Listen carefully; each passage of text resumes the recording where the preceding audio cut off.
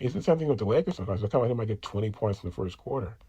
And you look up at the end of the night, he's only got, I mean, I can say only, but he's got his average, which is 34, 35, or whatever. It's like, Luka, he had 20 points in the first quarter. His career high is 73 points, so we know he can get there.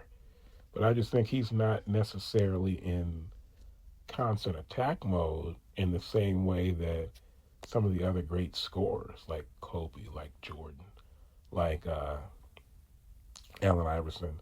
He's kind of like a little bit more like a Tracy McGrady, um, meaning he's a great, great, great talent.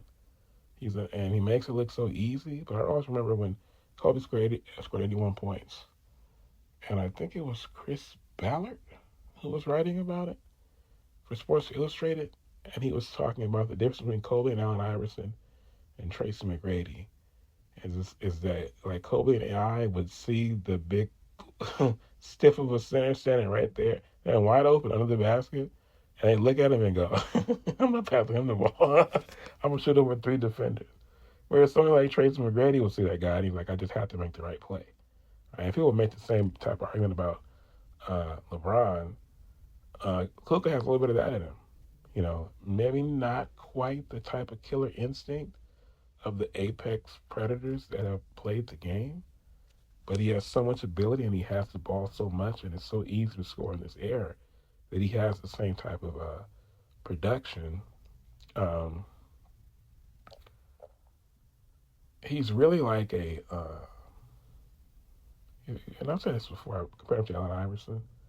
He's really just like a bigger Allen Iverson. And I say just, Allen Iverson is one of the great players of his era. Uh, but he's somebody who he had the ball all the time, especially once he started playing.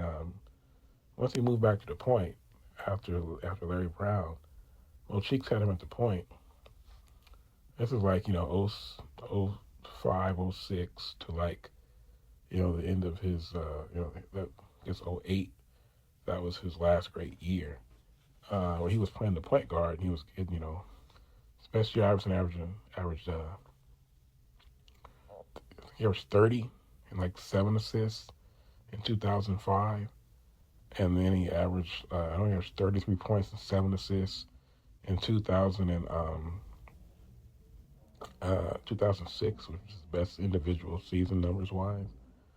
Um, but yeah, they didn't talk. Usage rate wasn't even a term that existed when he was playing. I don't think, as I recall. I mean, maybe in like the like growing like small analytics community that has since come to take over the game, but it wasn't a mainstream term back then for sure.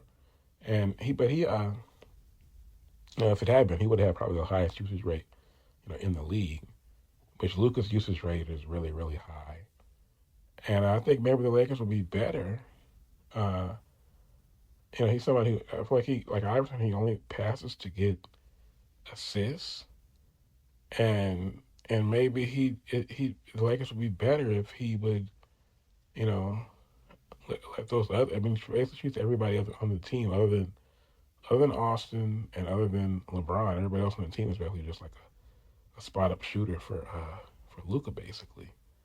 And I think the Lakers would be better if maybe he would come off the ball a little bit and let the other guys flourish just a little bit more.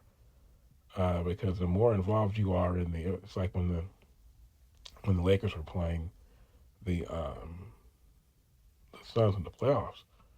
And Bill Simmons talked about this in the time. This was in 2006. Yeah, Kobe averaged 35, and then we get to the playoffs, and that's the series, and the game plan is for Kobe to dial it back offensively. They wanted to pound the ball inside against a small Phoenix team. And Kobe did that. We got up 3-1 and we weren't able to finish the job, of course.